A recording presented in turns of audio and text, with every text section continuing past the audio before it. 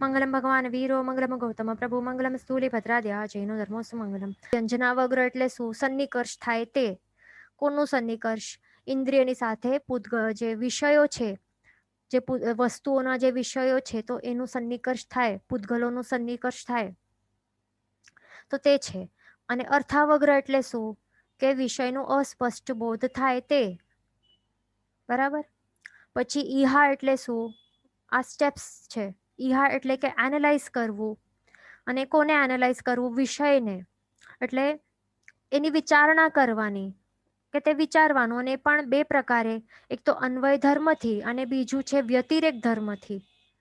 એટલે આપણે જે પોસિબિલિટીઝ વિચારીએ ને કે આ હોઈ શકે છે, તો તે અન્વય ધર્મ છે. અને વ્યતિરેક ધર્મ એટલે શું? આ નહીં હોઈ શકે, આ પોસિબલ નથી.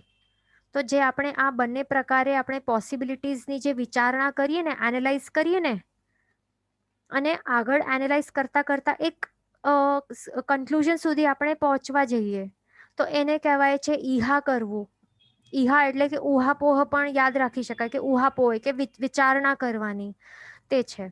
એટલે ફોર એક્ઝામ્પલ, આજે જે લેડી પી રહી છે ને, આ જે જ્યુસ છે, તો એનું ઈહામાં શું કરવાનું?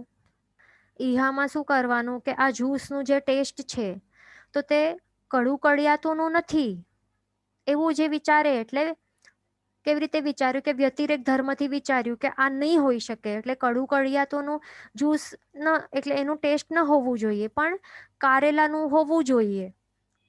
અને હોવું જોઈએ એવી રીતે આપણે વિચારીએ તો તે કયો ધર્મ છે? અન્વય ધર્મ છે. બરાબર. તો આવી રીતે ઈહા થાય છે, એટલે એનાલાઇઝ થાય છે. અને એનું કાર્ડ કેટલું છે? એક અંતર્મુહૂર્ત જેટલું છે. અને આ ઈહાના પણ 6 ભેદ આપણે જોયા હતા. એના બાદ છે અપાય. અપાય એટલે શું? કે એક કન્ક્લુઝન, આપણે ફાઇનલ કન્ક્લુઝન ડ્રો કરવાનું. એટલે કે નિશ્ચયાત્મક જ્ઞાન થાય આપણને કે હા, આ કારેલાનું જ જ્યુસ છે. એટલે આપણને ફાઇનલ કન્ક્લુઝન આપણે ડ્રો કર્યું, નિશ્ચયાત્મક જ્ઞાન થયું આપણને કે હા, આ શું છે? આ ટેસ્ટ જે છે, તો તે કારેલાનું જ્યુસનું જ ટેસ્ટ છે, તો તેને અપાય કહેવાય છે.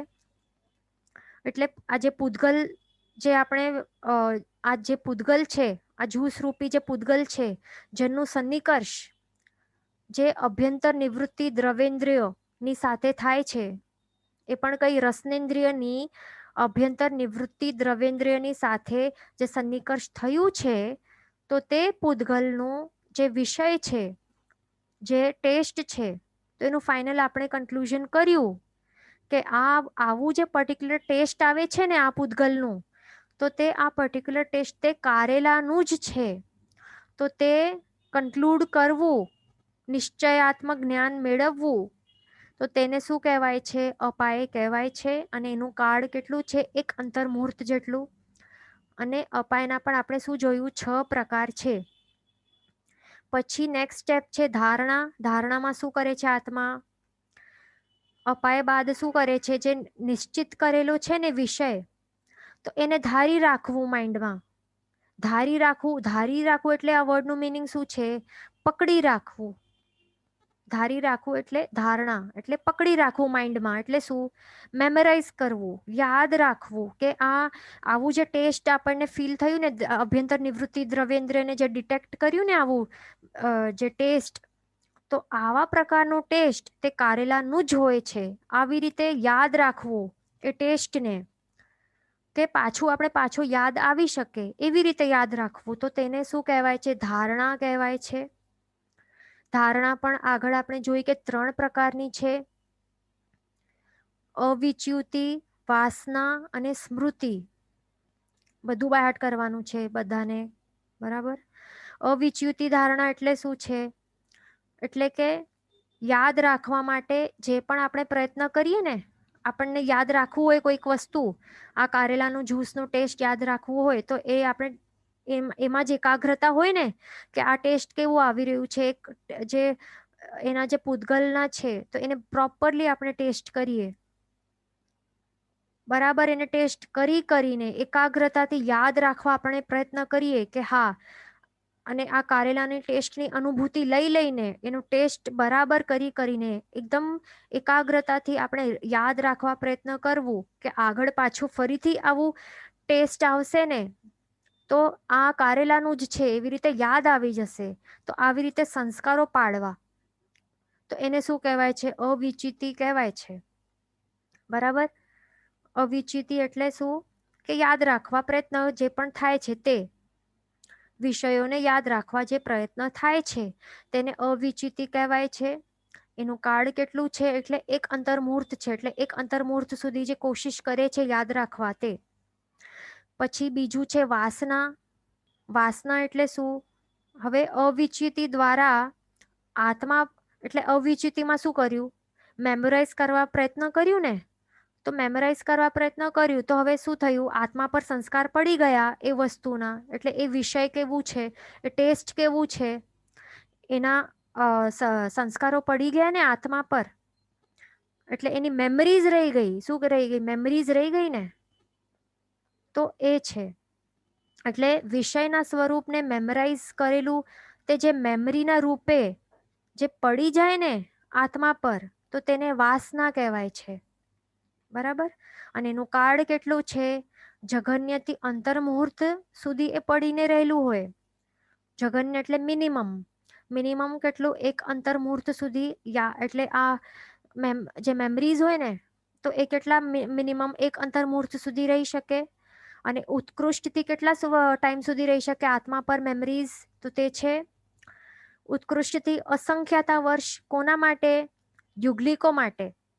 પણ મનુષ્યો માટે કેટલા? સંખ્યાતા વર્ષો. તે ધ્યાન રાખવાનું, કારણ કે આટલા આટલા એમના હોય, આયુષ્ય હોય છે એટલા માટે.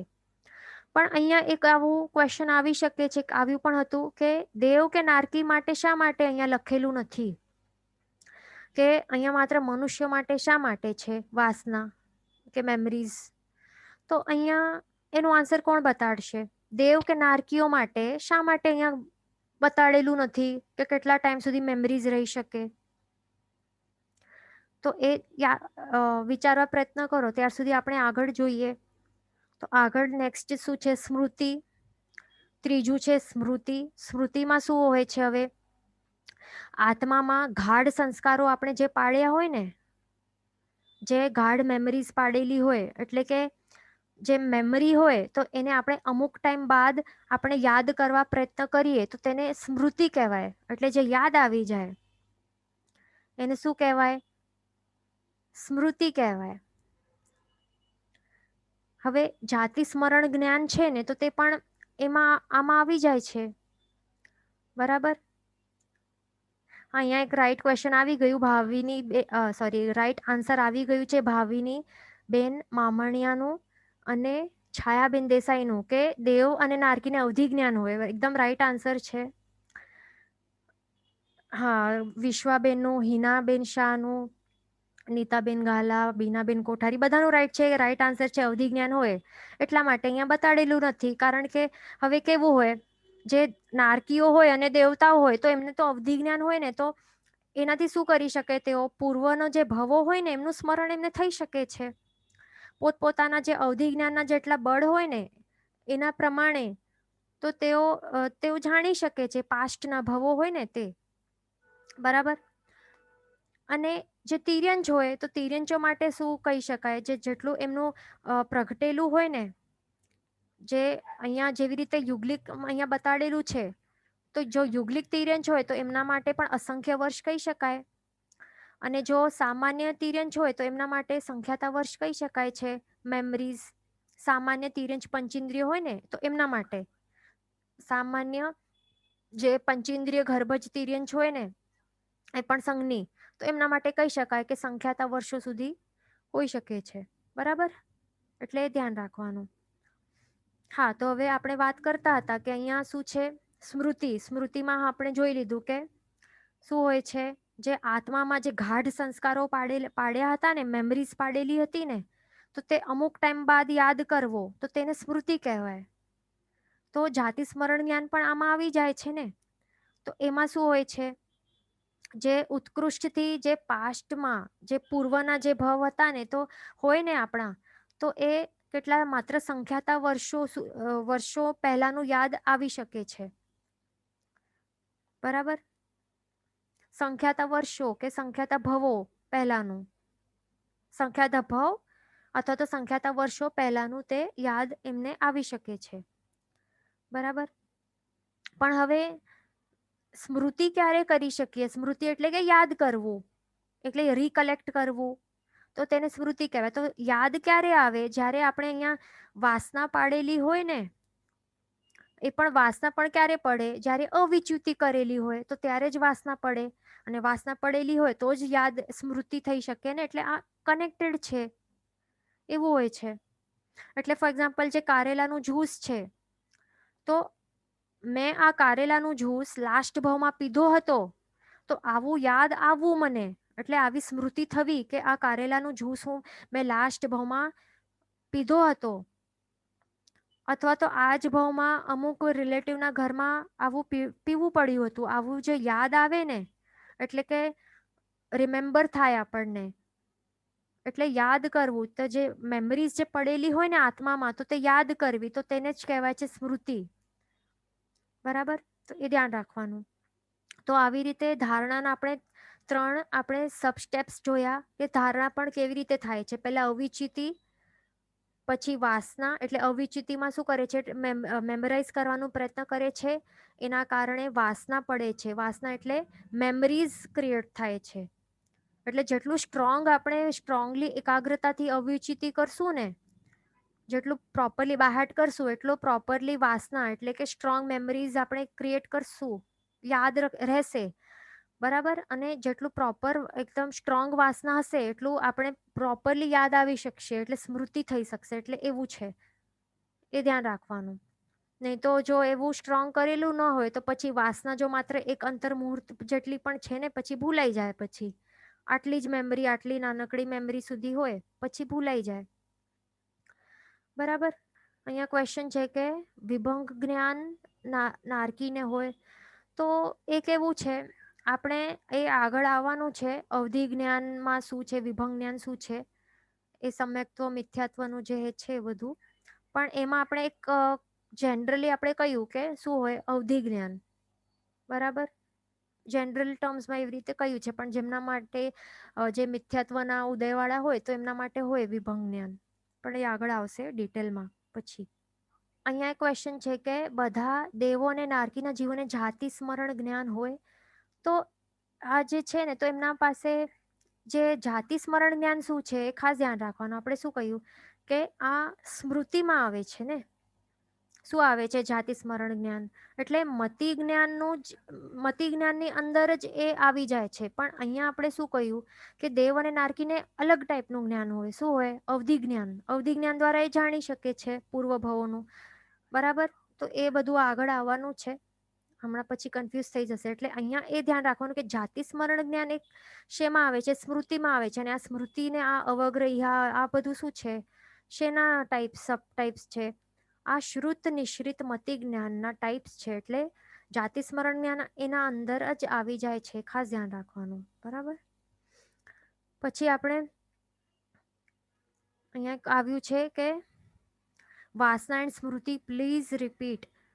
વાસના અને સ્મૃતિ. ઓકે, તો વાસના એટલે શું? જે મેમરીઝ હોય ને, હવે અવિચિત જે આપણે ગોખવા પ્રયત્ન કર્યું કે રટણ કરતા જઈએ, પછી આપણે ગોખવા પ્રયત્ન કર્યું કે હા, એટલે આજે પી રહી છે આ કારેલાનું જ્યુસ, તો એ બરાબર એનું અનુભૂતિ લઈને, ટેસ્ટ લઈને એનું જે સ્વાદ છે એને મેમરાઇઝ એટલે યાદ રાખવા પ્રયત્ન કરે છે, તો તે અવિચિતિમાં આવશે. અને જે યાદ રહી ગયું ને, એ આ વિષય, આ પૂતગલો છે, કારેલા રૂપી જે પૂતગલો છે, એના વિષય જે છે કેવું છે? કડવો રસ છે. તો એ જે એટલે જે મેમરીમાં આવી ગયું ને, જે સંસ્કારો પાડ્યા ને આવી રીતે અવિચિતિ કરીને, એટલે જે યાદ રાખ્યું ને, તો એને વાસના કહેવાય છે. પછી થોડા સમય બાદ એ પાછો હવે એ કારેલાનું જ્યુસ પીશે ને, તો પછી એને યાદ આવશે. તો એ યાદ આવશે એને શું કહેવાય છે? સ્મૃતિ. એટલે ટુ રિમેમ્બર. સ્મૃતિ એટલે શું? ટુ રિકલેક્ટ ઓર ટુ રિમેમ્બર એ કહી શકાય. એટલે યાદ આવવું, એને સ્મૃતિ કહેવાય. કે પાછું એને આ જ્યુસ પીધો તો એને યાદ આવી ગયું. કે યાદ કેવી રીતે આવ્યું? કારણ કે એના આત્મા છે ને, આત્માની અંદર સંસ્કારો પાડેલા હતા એણે, કે આવું ટેસ્ટ હવે આવશે ને તો એ કારેલાનું જ્યુસનું જ છે આવું. તો એણે આવું યાદ રાખ્યું હતું. એટલા માટે જ્યારે પાછો પીધો ને તો ત્યારે એને યાદ આવ્યું કે હા, આવું મેં પીધું હતું અને આ કારેલાનું જ્યુસનું ટેસ્ટ હતું. આવું વિષયને યાદ રાખ્યું હતું. તો તેને સ્મૃતિ કહેવાય. બરાબર? એટલે વાસના એટલે મેમરીઝ, સ્મૃતિ એટલે ટુ રિમેમ્બર, અવિચિતિ એટલે યાદ રાખવા, ગોખવા જે પ્રયત્ન કરીએ તે. આટલા 1-2 શબ્દો લખી લેવાના તો પછી યાદ રહેશે. Simple words. અહીંયા ક્વેશ્ચન છે કે આવી રીતે થઈ શકે કે અવિચિતિ થાય અને વાસના થાય જ નહીં? તો આપણો જો એકાગ્રતા નહીં હોય ને અહીંયા અવિચિતિ કરવા માટે, જો પ્રોપરલી એકાગ્રતા ન હોય, અથવા તો હવે અહીંયા શું મેઇન છે, અહીંયા જો આ શું છે, આ બધું આ પ્રોસેસ છે ને, તો આ આપણે શું જોઈ રહ્યા છે? શ્રુત નિશ્રિત મતિ જ્ઞાનનું પ્રોસેસ જોઈ રહ્યા છે ને. પણ આપણે આ ભૂલી ગયા કે આ તો આત્માનું ગુણ છે, પણ એને આવરણ કરનાર આ જે જ્ઞાન છે ને, એને આવરણ કરનાર કર્મને શું કહેવાય છે? શ્રુત નિશ્રિત મતિ જ્ઞાનાવર્ણ્ય કર્મ. બરાબર? તો એ આ કર્મ જે છે, શ્રુત નિશ્રિત મતિ જ્ઞાનાવર્ણ્ય કર્મ, તો એનું ગાઢ આવરણ રહેલું હશે, ઉદય રહેલું હશે, તો પછી આ બધું એમાં અટકાવશે આપણને. એટલે આપણે જેટલા પણ જ્ઞાનના પ્રકાર જોશું ને, 28 પ્રકારો, તો એ સમજી લેવાનું કે એની સાથે સાથે આપણે કર્મનું પણ આપણે રૂપ જોઈ રહ્યા છીએ. એટલે આ જ્ઞાનને રોકનાર એ કર્મ છે, શ્રુત નિશ્રિત મતિ જ્ઞાનાવર્ણ્ય કર્મ. તો જો એનું ગાઢ ઉદય રહેલું હશે તો પછી એ બધામાં અટકાવશે. બરાબર? એટલે અવિચિતિ માટે કેટલું પણ આપણે પ્રયાસ યાદ રાખવા પ્રયત્ન કરશું ને તો પણ યાદ રહેશે નહીં. એટલે વાસના જ પડશે નહીં. પડશે તો પછી માત્ર કેટલી? એક અંતર્મુહૂર્ત. એટલે એક અંતર્મુહૂર્તમાં પણ કેટલું હોય? 2 થી 9 સમયથી કરીને 48 મિનિટ્સમાં એક સમય ઓછું. એટલે આટલા અમુક સમય સુધી જે વાસના પડશે, એટલે સંસ્કારો પાડી શકશે, એટલું જ યાદ રહેશે. પછી ભૂલાઈ જશે, મેમરી પડશે જ નહીં. તો પછી યાદ કેવી રીતે કરશે? એટલે સ્મૃતિ થશે જ નહીં ને પછી. એટલે આ બધું કર્મ ઉપર ડિપેન્ડન્ટ છે. હવે માસ્તુસ મુનિનું બેસ્ટ એક્ઝામ્પલ છે ને અહીંયા. કેટલો ગાઢ જ્ઞાનાવર્ણ્ય કર્મનું ઉદય થયેલું હતું એમનું અચાનક જ. તો કેટલું અવિચિતિ કરવા પ્રયત્ન કરતા હતા. માં ઋષ માં તુષ, કેટલું બાહેટ કરવા પ્રયત્ન કર્યું. એ પણ એક અંતર્મુહૂર્ત સુધી નહીં, કેટલા વર્ષો, 12 વર્ષો સુધી અવિચિતિ કરવા પ્રયત્ન કર્યું. છતાં પણ વાસના પડતી હતી. જ્યારે પણ તેઓ ગુરુજીને ગાથા આપવા માટે જતા પ્રયત્ન કરતા હતા તો શું થતું હતું? યાદ કરી જ નહીં શકતા હતા, સ્મૃતિમાં આવતું જ નહોતું ને. બરાબર ને? એટલે માસ્તુસ કહેતા હતા. એટલે પ્રોપર, એટલે મેન આ છે કે શ્રુત નિશ્રિત મતિ જ્ઞાનાવર્ણ્ય કર્મનું આ હોય છે. જેટલું ક્ષયક્ષમ હશે ને તો તેટલું પછી ઉઘાડ હશે આ જ્ઞાનનું, શ્રુત નિશ્રિત મતિ જ્ઞાનનું. એવું હોય છે, ધ્યાન રાખવાનું. બરાબર? હવે આપણે આગળ ચાલીએ. હવે હજી આપણે આગળ જોઈએ તો આપણને આ ક્લિયર થઈ જશે. મતિ જ્ઞાનના આપણે શું જોયા? હા, તો આપણે આ ફરીથી એક જોઈ લઈએ.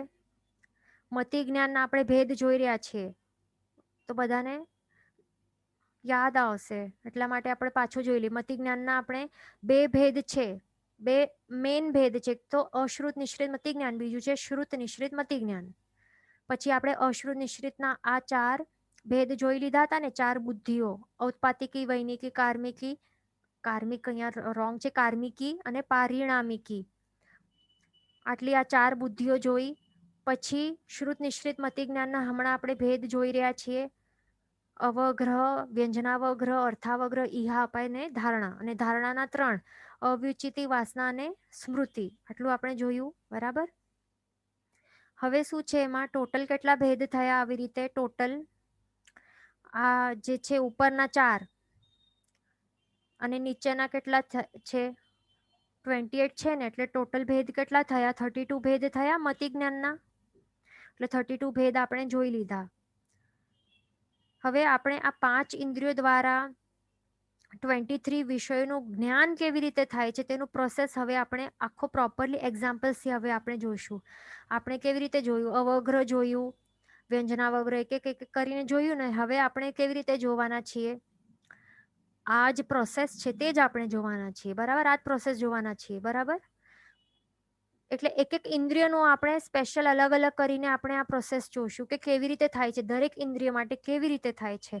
તો હવે આ પાછો હવે જે અહીંયા આવેલા છે ને ક્વેશ્ચન કે આ રિપીટ કરજો, તો એમાં હવે આપને આ રિપીટ થઈ જશે, આ ક્લિયર થઈ જશે હજી વધારે.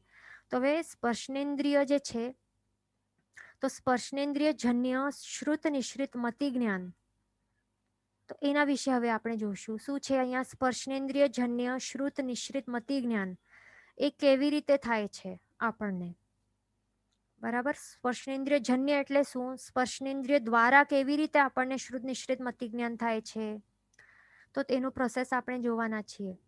તો હવે ફોર એક્ઝામ્પલ કે આપણે જ્યારે અંધકારમાં કોઈ આપણે છીએ, અથવા તો કોઈક સમજો કે બ્લાઇન્ડ પર્સન છે, બરાબર? તો હવે એ આંખોનો યુઝ ઓફકોર્સ નહીં કરી શકશે, માત્ર સ્પર્શ દ્વારા એ અનુભૂતિ લેશે. અને કોઈક એને વસ્તુનો સન્નિકર્ષ થયો, અહીંયા એને કોઈક વસ્તુનો સન્નિકર્ષ થયો અને પછી એનું જે સ્પર્શનેન્દ્રિય છે એમાં પણ અભ્યંતર નિવૃત્તિ દ્રવેન્દ્રિય જે છે એની સાથે એનું સ્પર્શ થાય છે. તો ત્યારે શું થાય છે? સૌથી પહેલા વ્યંજનાવગ્ર થાય છે ને, કેટલા સમય સુધી? અસંખ્ય સમયો સુધી થશે. અને પછી છેલ્લા સમયમાં શું થશે? સ્પર્શનેન્દ્રિય જન્ય અર્થાવગ્રહ થશે એને. એટલે એને ખ્યાલ આવશે કે જ્ઞાન થશે કે અહીં કંઈક છે, બસ આટલું જ એને ખ્યાલ આવશે. આટલું અસ્પષ્ટ બોધ થશે કે અહીં કંઈક છે. પછી એ સ્પર્શ દ્વારા ફીલ કરીને શું કરશે? આગળ ઉહાપોહ કરશે ને, ઈહા થશે એને. એટલે અન્વય અને વ્યતિરેક ધર્મ દ્વારા વિચારણા કરશે કે આ કોનું સ્પર્શ છે, કેવું સ્પર્શ છે, તે વિચારણા કરશે. હવે અહીંયા તો આવી રીતે ફીલ કરીને એ અન્વય અને વ્યતિરેક ધર્મ બંને પાસાઓથી વિચારણા કરશે. એટલે શું પોસિબિલિટી છે અને શું પોસિબિલિટી નથી. એટલે આ તો મારું ટેડી છે, આ ટેડી હોઈ શકે છે કારણ કે એનું સ્પર્શ કેવું છે, મૃદુ સ્પર્શ જેવો લાગે છે. આ સ્પર્શના પણ આપણે જોયા હતા ને, 8 સ્પર્શો હોય, બધાને યાદ છે ને? 8 સ્પર્શો હોય, મૃદુ, કર્કશ, સ્નિગ્ધ, રૂક્ષ, આ બધા હોય ને, લઘુ, ગુરુ. તો અહીંયા એ ફીલ કરશે આ તો મૃદુ સ્પર્શ વાળ જેવા અહીંયા વાળ છે. તો આ તો મારો ટેડી હોઈ શકે છે, ટેડી બેર. પણ હવે આમાંથી તો ઉષ્ણ સ્પર્શ પણ જણાય છે, એને એવું ફીલ થશે. કેવું? ઉષ્ણ સ્પર્શ એટલે થોડુંક ગરમ સ્પર્શ, હાલે ચાલે પણ છે. આ માટે આ ટેડી ન હોવું જોઈએ, પણ આ તો મારી કેટ હોવી જોઈએ. એટલે આવી રીતે અન્વય અને વ્યતિરેક ધર્મ દ્વારા એ વિચારણા કરે છે. એને શું કહેવાય છે? સ્પર્શનેન્દ્રિય જન્ય ઈહા કહેવાય છે, બરાબર? પછી આગળ શું કરે છે? આવી રીતે નિર્ણયાત્મક બોધ તરફ આગળ જાય છે ને, અને પછી એ ફાઇનલ નિર્ણય કરે છે કે હા, આ તો મારી કેટ જ છે, આ કોઈ નિર્જીવ ટેડીબેર નથી. કારણ કે એમાં ઉષ્ણ સ્પર્શ પણ જણાયું અને મૃદુ સ્પર્શ પણ જણાયું છે. અને આવી રીતે એ જે નિશ્ચય કરે છે એને શું કહેવાય છે? સ્પર્શનેન્દ્રિય જન્ય અપાય, બરાબર? કારણ કે અહીંયા નિશ્ચયાત્મક બોધ એને થયું છે. પછી હવે આગળ નેક્સ્ટ સ્ટેપ શું છે?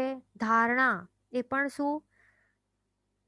એ પણ કેવી રીતે? ધારણા પણ 3 સ્ટેપ્સમાં થશે ને, અવિચિતિ, વાસના ને પછી સ્મૃતિ. તો એ પણ આપણે જોઈએ. તો હવે આ જે સ્પર્શ એને જે ફીલ કર્યું ને, કે આવું જે મૃદુ પ્લસ ઉષ્ણ સ્પર્શ, આ જે સ્પર્શ એને ફીલ કર્યું, તો એ સ્પર્શને એ આત્મસાત કરશે, એટલે યાદ રાખવા પ્રયત્ન કરશે. તો એ પ્રયત્નને શું કહેવાશે? અવિચિતિ ધારણા કહેવાય છે.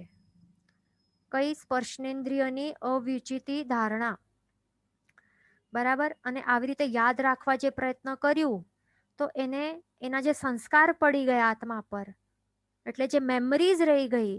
કોની મેમરી? આજે સ્પર્શની જે ફિલિંગ થઈ ને, મૃદુ પ્લસ ઉષ્ણ સ્પર્શ, તે આ કેટનું જ હોવું જોઈએ. આવું જે એણે ફાઇનલ કન્ક્લુડ કર્યું ને, એટલે જે વિષયનું જે બોધ એણે ફાઇનલ, એટલે આ વિષય એનું જ છે, તો એણે જે કન્ક્લુડ કર્યું, તો તેનું તેને યાદ રાખવાનું, એના સંસ્કાર જે પાડવા, તો તેને શું કહેવાય છે? વાસના કહેવાય છે. અને આવી રીતે એ યાદ કરે કે તે બરાબર મેમરી તરીકે એ યાદ રહી જાય, ફિટ થઈ જાય મેમરીમાં. અને પાછો થોડાક સમય બાદ પાછો જો એને આવું સેમ સ્પર્શ થશે ને, તો પછી તે યાદ કરી શકશે, રિકલેક્ટ કરી શકશે કે હા, ફ્યુચરમાં પણ એ રિકલેક્ટ કરી શકશે કે હા, આવા જે સ્પર્શ છે તો એ કેટનું છે, મૃદુ પ્લસ ઉષ્ણ સ્પર્શ એવું.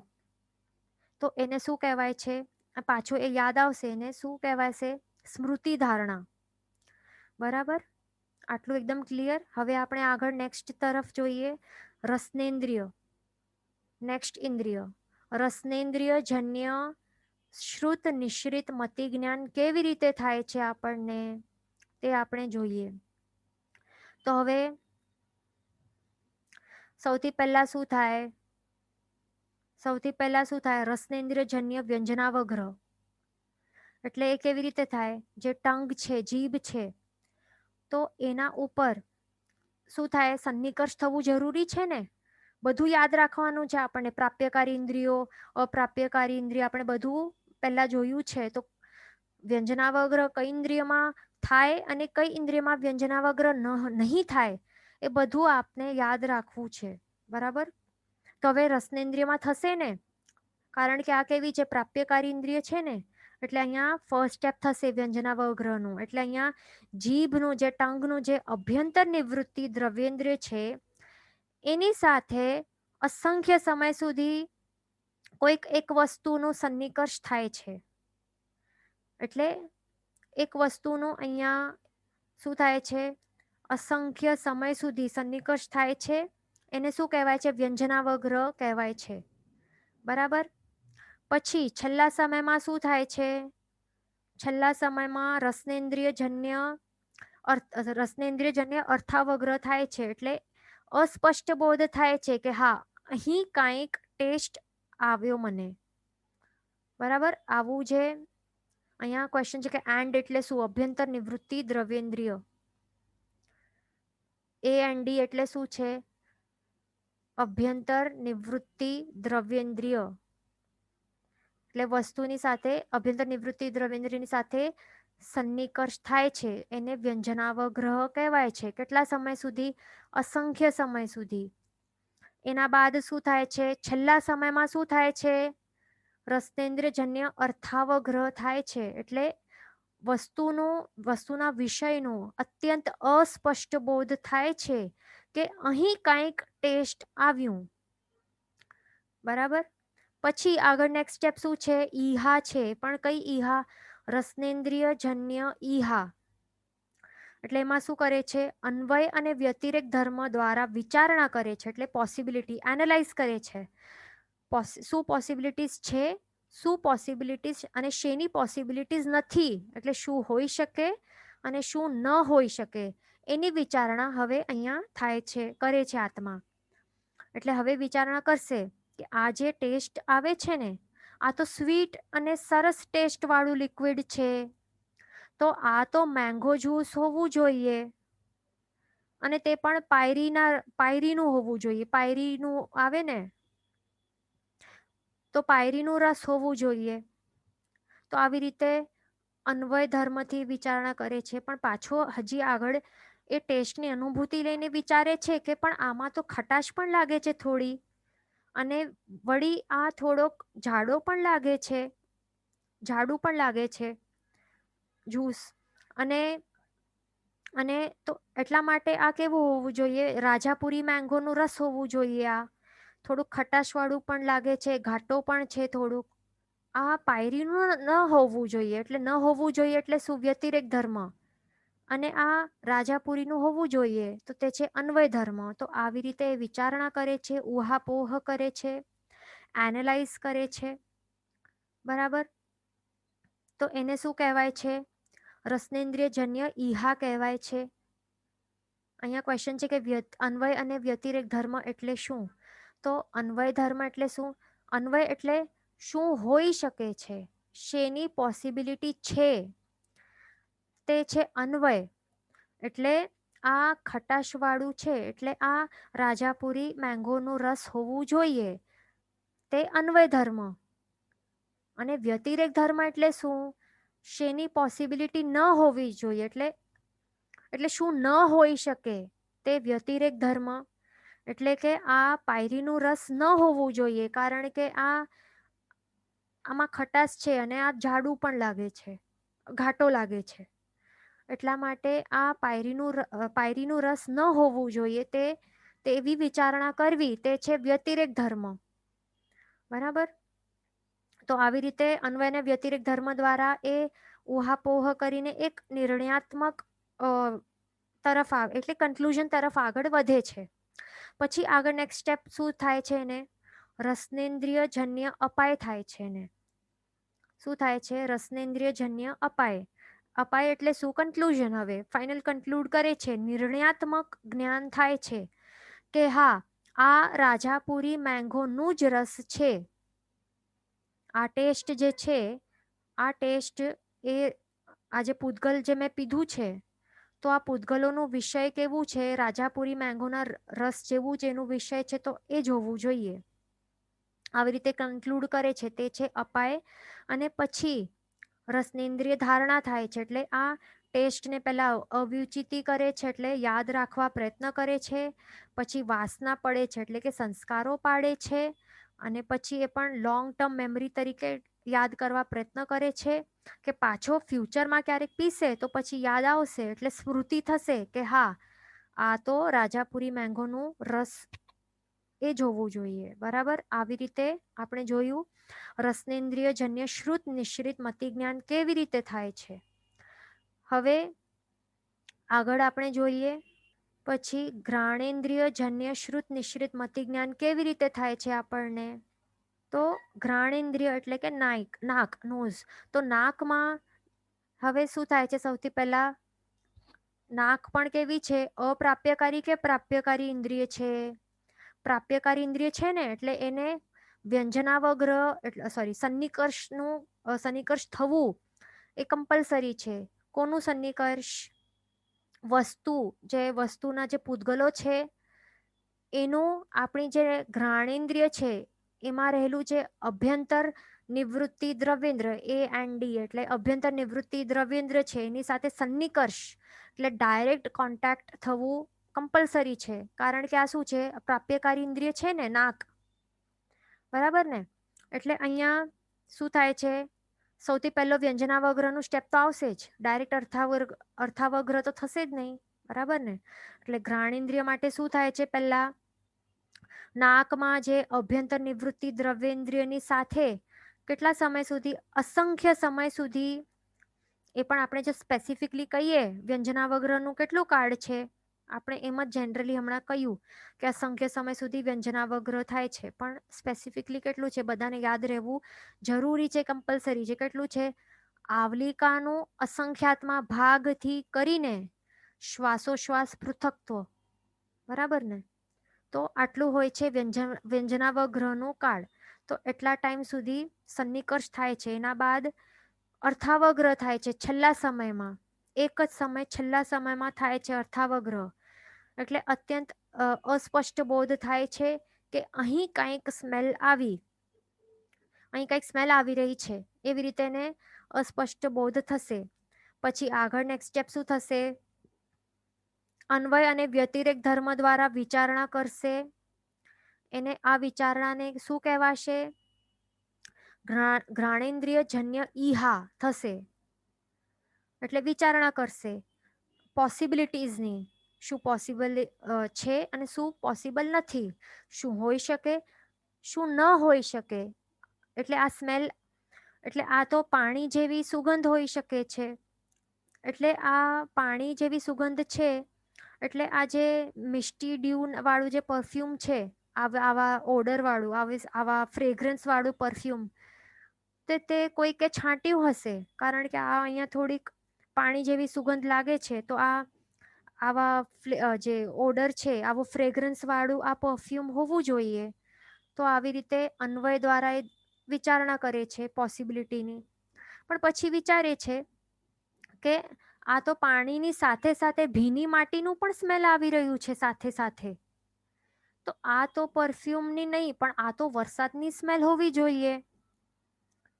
તો આ જે વિચારણા કરે છે કે ને હવે કે આ પરફ્યુમની સ્મેલ ન હોવી જોઈએ, તો તે વ્યતિરેક ધર્મથી વિચાર્યું કે આ ન હોઈ શકે. પણ આવી રીતે વિચારે છે કે આ તો જે પાણીની સાથે ભીની માટીની પણ સ્મેલ આવી રહી છે, એટલા માટે આ વરસાદની જ સ્મેલ હોવી જોઈએ. તો આ શું કહેવાય છે? અન્વય ધર્મથી વિચારણા કરી. અને આવી રીતે ઉહાપોહ કરે છે તો તે ઘ્રાણેન્દ્રિયજન્ય ઈહા કહેવાય છે. પછી નેક્સ્ટ સ્ટેપમાં આવે છે કે આવી રીતે વિચારણા કરીને આગળ એક નિશ્ચયાત્મક જ્ઞાન એને થાય છે કે આ તો વરસાદની જ સુગંધ આવે છે. તેને શું કહેવાય છે? ઘ્રાણેન્દ્રિયજન્ય અપાય કહેવાય છે. એટલે કન્ક્લુઝન અહીંયા આવી ગયું, એને કન્ક્લુઝન ડ્રો કર્યું, ફાઇનલ કર્યું કે હા, આ તો સ્મેલ આની જ છે. બરાબર. તો આવી રીતે અપાય થયું. પછી આગળ હવે શું કરશે? ઘ્રાણેન્દ્રિયજન્ય ધારણા થશે. તો ધારણામાં પણ 3 સ્ટેપ આપણે જોયું હતું ને. અવ્યુચિતિ દ્વારા એ શું કરશે? આ જે સ્મેલ આવી રહી છે ને, સ્મેલ લઈને એ યાદ રાખવા પ્રયત્ન કરશે કે હા, આવી સ્મેલ એ વરસાદની જ છે, પહેલા વરસાદની, મોર સ્પેસિફિકલી. આવી રીતે એ અવ્યુચિતિ કરશે, એટલે યાદ રાખવા પ્રયત્ન કરશે. આ જે સ્મેલ છે, ગંધ છે, જે આ પૂતગલોનું જે વિષય છે, ગંધ, આ પર્ટિક્યુલર ગંધને યાદ રાખવા પ્રયત્ન કરશે. અને જેટલું પ્રોપરલી યાદ રાખશે તો એટલા ગાઢ એના સંસ્કારો પાડશે આત્મા ઉપર. એને વાસના કહેવાય છે, એટલે મેમરીઝ. પછી આગળ ફ્યુચરમાં પાછી આવી પહેલું વરસાદ પડશે ને, નેક્સ્ટ યર પાછું પહેલો વરસાદ પડશે, તો તેને એ પડતાની સાથે એને શું થશે? સ્મૃતિ થશે કે હા, આ સ્મેલ તો આ વરસાદની જ છે, આવી પર્ટિક્યુલર સ્મેલ. તો આવી રીતે શું થાય છે? આ સ્ટેપ્સ હોય છે શેના? ઘ્રાણેન્દ્રિયજન્ય શ્રુત નિશ્રિત મતિ જ્ઞાનના. બરાબર. હવે અહીંયા ક્વેશ્ચન આવેલું છે કે પ્લીઝ રિપીટ કાર્ડ. તો કાર્ડ જે આનું પૂછેલું હશે, આપણે શું જોયું અહીંયા? વ્યંજનાવગ્રહનું કાર્ડ. તો એ કેટલું છે? અહીંયા જો, વ્યંજનાવગ્રહનું સન્નિકર્ષનું જે કાર્ડ છે એ કેટલું છે? આવલિકાનું અસંખ્યાત્મું ભાગ, તે જગન્યથી અને ઉત્કૃષ્ટથી કેટલું છે? શ્વાસોશ્વાસ પૃથક્ત્વ. પૃથક્ત્વ, આ વર્ડનું મિનિંગ શું છે?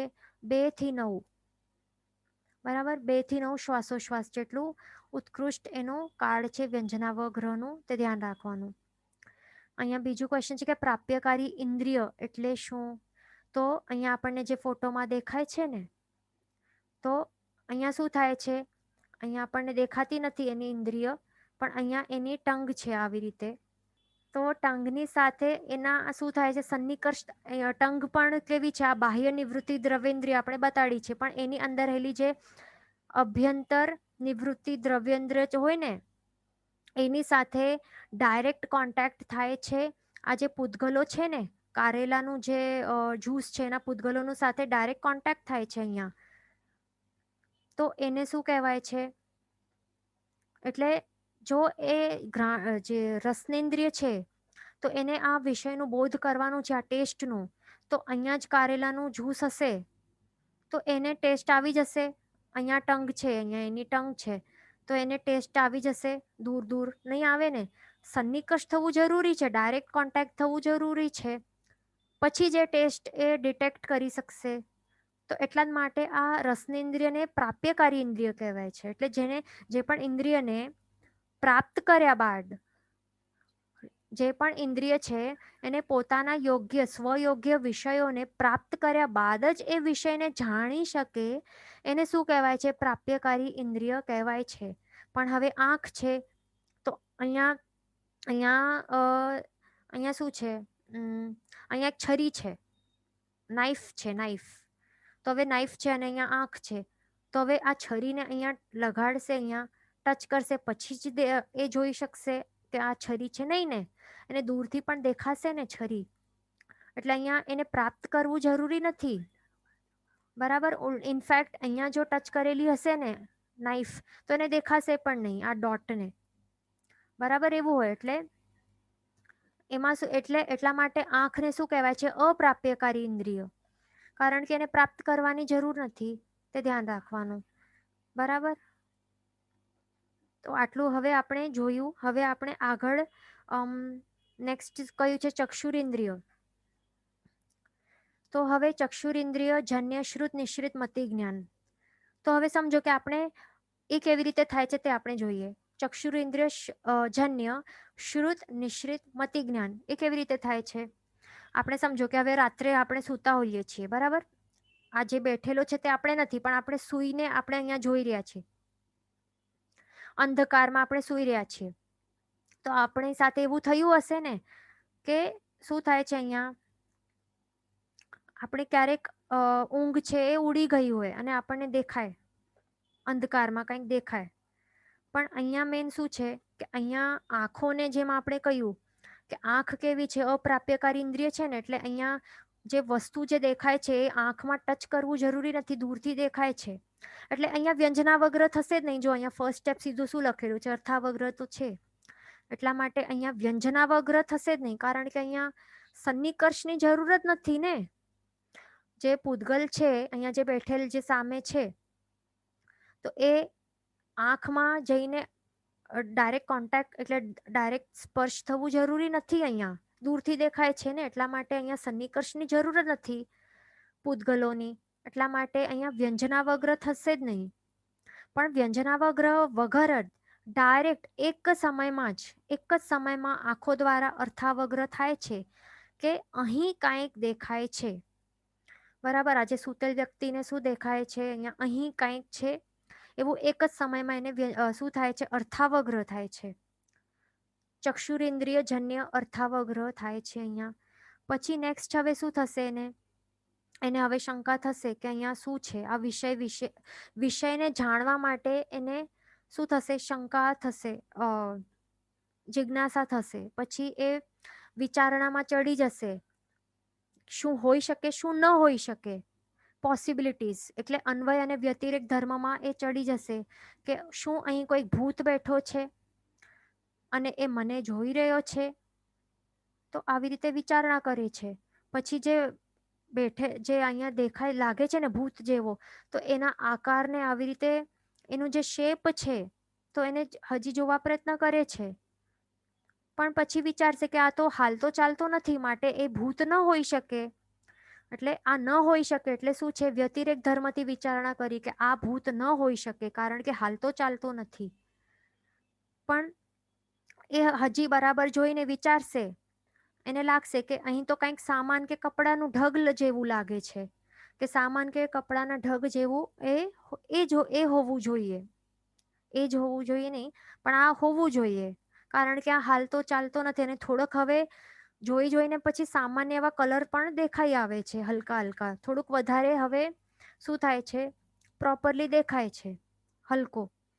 તો એને શું કહેવાય છે? ચક્ષુરેન્દ્રિય જન્ય ઈહા કહેવાય છે. પછી આગળ શું થાય છે? હવે એને નિશ્ચય થઈ જાય છે કે આ તો કોઈ ભૂત કે ભૂતડી નથી, પણ આ એક ચેર ઉપર સામાન જ પડેલું છે. તો આવી રીતે જે નિશ્ચયાત્મક જે બોધ થાય છે, તો તેને શું કહેવાય છે? આ ચક્ષુરેન્દ્રિય જન્ય અપાય કહેવાય છે. પછી શું કરે છે? હવે એને ડર તો લાગી ગયો. આપણે આ કર્યું હશે ને, આવી રીતે આપણી સાથે આપણે આ એક્સપિરિયન્સ કર્યું હશે ને. પછી આપણે શું કરીએ? એને બરાબર જોઈને યાદ રાખવા પ્રયત્ન કરીએ ને, કે પાછો જો આપણે ઉડી જાય અને આપણે આજ જે છે તે દેખાઈ જાય, તો પછી ડર નહીં લાગે કે આ કોઈ ભૂત છે, એવું ડર નહીં લાગે. એટલા માટે આપણે જોઈને યાદ રાખવા પ્રયત્ન કરીએ. એટલે શું? અવ્યુચિતિ કરીએ ને, કે આવો આકાર, આવું છે, આ એ કપડાના ઢગ છે, બીજું કઈ નથી, ભૂત નથી, પણ કપડાના ઢગ છે. તો એ જે યાદ કરવા પ્રયત્ન કર્યા, આ જે વર્ણ દેખાય કે આકાર દેખાય છે, જે વિષયોને જે આપણે યાદ રાખવા પ્રયત્ન કર્યા, તે અવ્યુચિતિ કર્યો, ચક્ષુરિન્દ્રિયજન્ય અવ્યુચિતિ. અને પછી એ જે સંસ્કારો પાડ્યા આપણે, ભલે કેટલા પણ સમય સુધી રહે, પણ સંસ્કારો પાડ્યા, તે વાસના. અને પછી પાછો સમજો કે આપણી ઊંઘ ઉડી ગઈ, પાછો આપણને જો આ દેખાઈ ગયો, તો પછી આપણે થોડીક વારમાં યાદ આવે કે ના આ તો કપડાના ઢગ જ છે, કોઈ ભૂત નથી, તો તે સ્મૃતિ કરી. એટલે તે આ શું છે? ચક્ષુરેન્દ્રિય જન્ય ધારણા. તો આવી રીતે થાય છે. બરાબર, આપણે આ પણ જોઈ લીધું. હવે નેક્સ્ટ છે શ્રોતેન્દ્રિય જન્ય શ્રુત નિશ્રિત મતિ જ્ઞાન. તો તે કેવી રીતે થાય છે તો તે આપણે જોઈએ. હવે સમજો કે કોઈક બાળક આવી રીતે સૂતો હોય તો ત્યારે કાનમાં રહેલું જે એનું અભ્યંતર નિવૃત્તિ દ્રવ્યેન્દ્રિય છે, તો એની સાથે કોઈક ના દ્વારા જે પાડેલી બૂમો હોય, એટલે આવાજ હોય, 4-5 વાર કોઈક બૂમ પાડે કે આવાજ આપે એ બાળકને, તો એ અસંખ્ય સમય સુધી જ્યારે એ શબ્દના પૂતગલોનું જ્યારે સન્નિકર્ષ થશે ને, કેટલા અસંખ્ય સમય સુધી, તો ત્યારે એને શું કહેવાશે? શ્રોતેન્દ્રિય જન્ય વ્યંજનાવગ્રહ. બરાબર. અને આટલું થયા બાદ છેલ્લા એક સમયમાં એને અર્થાવગ્રહ થશે કે હા, અહીં કંઈક આવાજ આવી રહ્યું છે. પછી એ વિચારણા કરશે કે આ આવાજ તો ગુસ્સાવાળો લાગે છે, મારી બહેનનું લાગે છે, પણ પછી આ તો સોફ્ટ લાગે છે, થોડોક તીણો પણ લાગે છે, આ તો મમ્મીનો હોવો જોઈએ.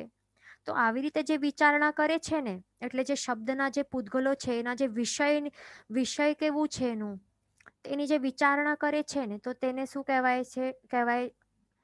શ્રોતેન્દ્રિય જન્ય ઈહા.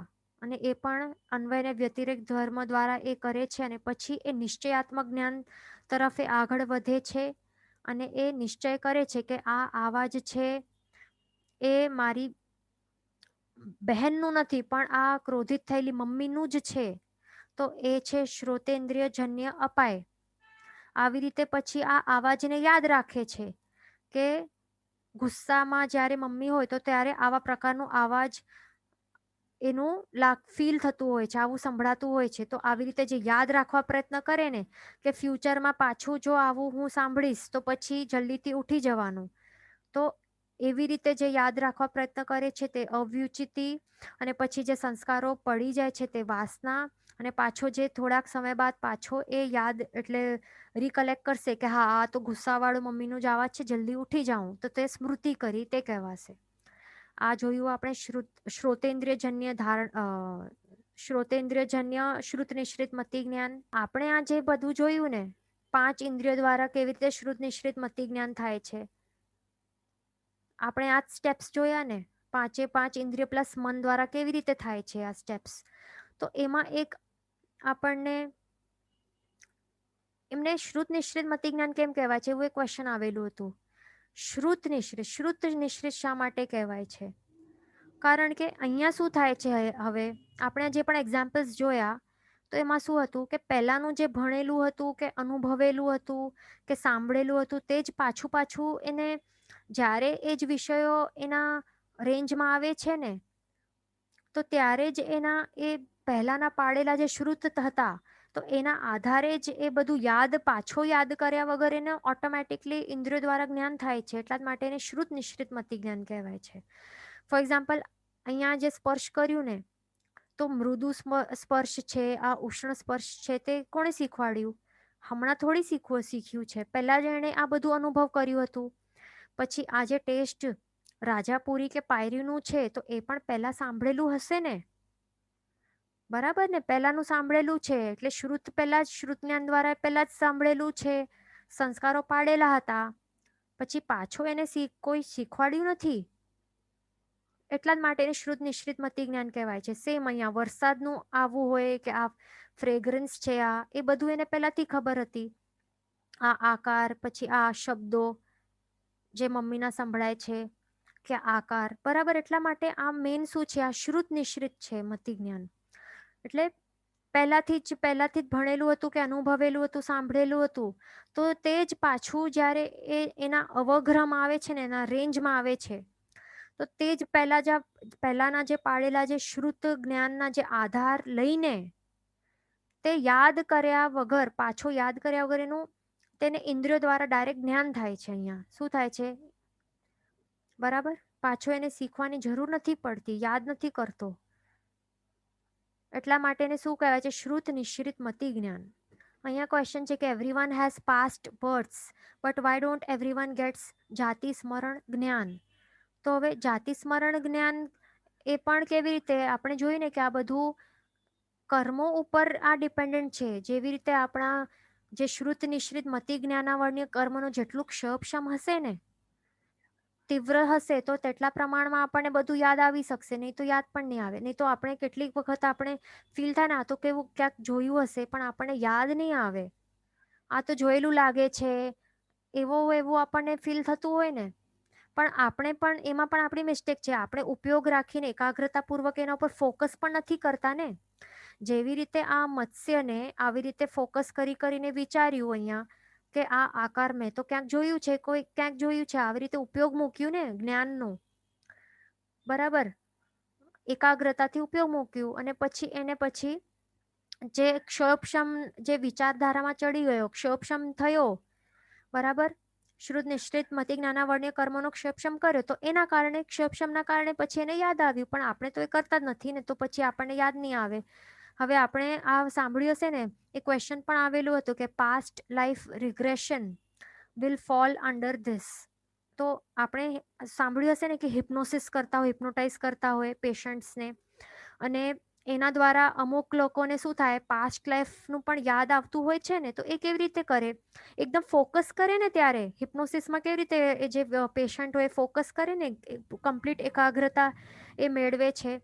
તો પછી શ્રુત નિશ્ચિત મતિ જ્ઞાનાવર્ણ્ય કર્મના ક્ષોભક્ષમ જેવી રીતે જેટલું હોય, જેટલા પ્રમાણમાં થાય તો બની શકે છે. તો કે તેને પછી જે આત્મા ઉપર જેટલા પ્રમાણમાં સંસ્કારો કે વાસના એને જેટલી પાડી હતી, એટલે મેમરીઝ જેટલી હશે, તો એને જગાડી નાખે છે. પછી કોઈક એને નિમિત્ત મળે, બરાબર, એવું હોઈ શકે છે. અને આવી રીતે વિષયો પછી એને યાદ આવી શકે છે આ ભાવમાં. એટલા જ માટે શાસ્ત્રકાર ભગવાન તો કહે છે કે ક્યારે પણ આપણને ધર્મના જ સંસ્કારો પાડવા જોઈએ આત્મા ઉપર. જો ખરાબ સંસ્કારો પાડશું ને, તો પછી શું થશે, આગળના ભવોમાં આપણને કુનિમિત્તો મળશે ને, તો પછી આપણને ખરાબ સંસ્કારો આપણામાં હશે ને પાડેલા, તો તે બધા જાગશે, એ બધા યાદ આવશે અને પછી આપણે એમાં ડૂબી જશું. પણ જો ખરાબ સંસ્કારોને આપણને નાશ કરશું ને, અને ખરાબ સંસ્કારોને નું પણ નાશ કેવી રીતે કરી શકાય, જે પૂર્વના પાડેલા ખરાબ સંસ્કારો, તો વ્રત નિયમ પચ્ચખાંડ લેશું ને, તો પછી પૂર્વના પાડેલા ખરાબ સંસ્કારોને આપણે નાશ કરી શકશું, એ તોડી શકશું.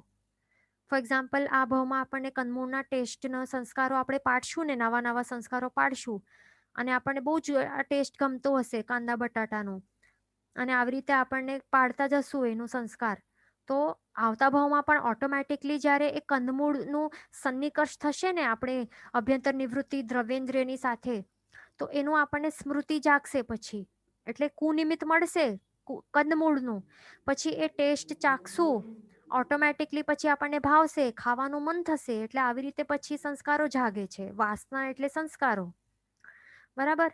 પણ આ ભાવમાં આપણે જેટલું પણ તપ ત્યાગ કરશું, એના સંસ્કારો પાડશું ને, તો પછી આવતા ભાવોમાં પણ ઓટોમેટિકલી જો શુભ નિમિત્ત મળશે, અહીંયા જેવી રીતે એમને શુભ નિમિત્ત મળ્યું ને, આવું ભગવાનના આકાર જેવું શુભ નિમિત્ત, તો પાછું બધું યાદ આવી જશે, સારું સારું કરેલું ધર્મ ધ્યાન. તો એટલે જ આપણને ધ્યાન રાખવાનું કે કઈ વસ્તુની અવ્યુચિતિ કરવાની છે, અને કઈ વસ્તુનો આપણને વાસનારૂપી સંસ્કારો આત્મા ઉપર પાડવાના છે, તે જ આપણને ખાસ ધ્યાન રાખવા જેવું છે. કારણ કે પછી તેવી જ સ્મૃતિ આપણને આગળ થશે, જેવા નિમિત્ત મળશે અને ત્યાં ખરાબ કે સારા સંસ્કારો જાગી ઉઠશે આપણા, એવું હોય છે. એટલે ધ્યાન રાખવાનું આપણને. જીનવચન વિરુદ્ધ બોલાયું હોય તો મિચ્છામિ દુક્કડમ સર્વમંગલ માંગલ્યમ સર્વ કલ્યાણ કારણમ પ્રધાનમ સર્વ ધર્માણમ જૈનમ જયતિ શાસનમ પ્રણામ.